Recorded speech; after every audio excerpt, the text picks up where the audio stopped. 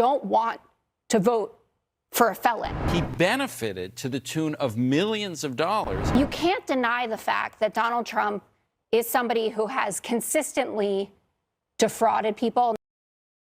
We covered Donald Trump losing his massive fraud lawsuit just last week, and Fox News, being the propaganda network that they are, of course has to already start downplaying the situation and pretending there's real hopes in an appeal. Unfortunately, legal experts have widely already shut down that idea. At most, he could maybe get a slightly smaller amount, but even that is highly unlikely. It just shows how unwilling Fox is to actually hold Donald Trump accountable. Here is American lawyer and legal expert Jeffrey Toobin setting the record straight. What the former president said, what his defense was in this case, which was, I borrowed money and I paid it back. So what's the problem? There's no harm. The problem is that because he lied about his assets, he got lower interest rates to have to pay it back. So he benefited to the tune of millions of dollars. MAGA will always say, oh, there was no victims. Who did it really affect? He was able to benefit directly from his lies, getting lower interest rates, lower cash down payments, all because of inflated values that gave him more net worth and a faux sense of liquidity.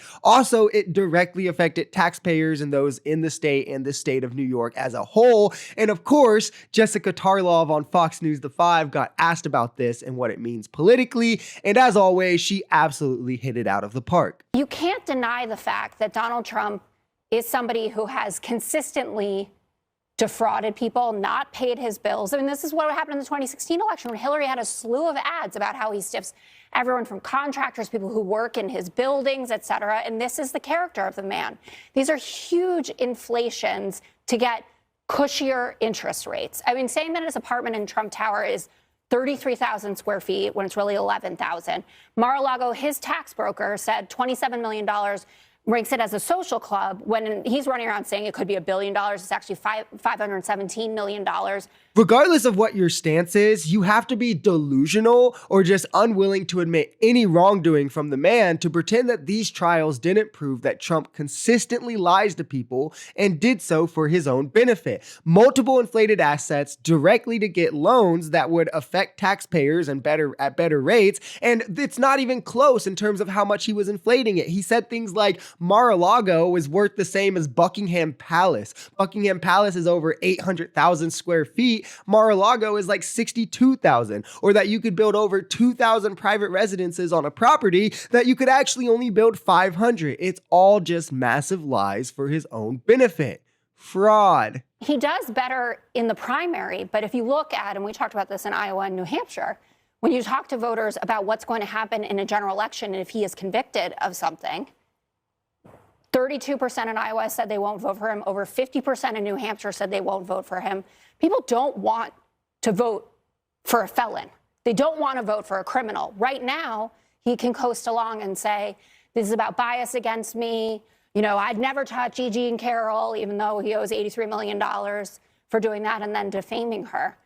So I think it does hurt him in the end, but not in this primary. She is exactly right. The dynamic of a primary and a general election are different, especially when there's numerous cases that are going to be held from now and then. And polling bears out that not even Republicans want to vote for a felon. Sure, he has some cult-like following within a subset of his own party, but this won't spread out into the election, especially with criminal charges piling up on top of civilly liable sexual assault and fraud. If you enjoyed this video, we're Social Society. We're a commentary channel influenced by politics, society, and the economy. We are pretty left-leaning on this channel, but we're open to our right-wingers as well. The biggest thing here is having conversations that get everyone to the bottom of the truth. If that sounds like something that could interest you, consider smashing that subscribe button, leaving us a like, or even commenting on this video, because the only way we become a society is together.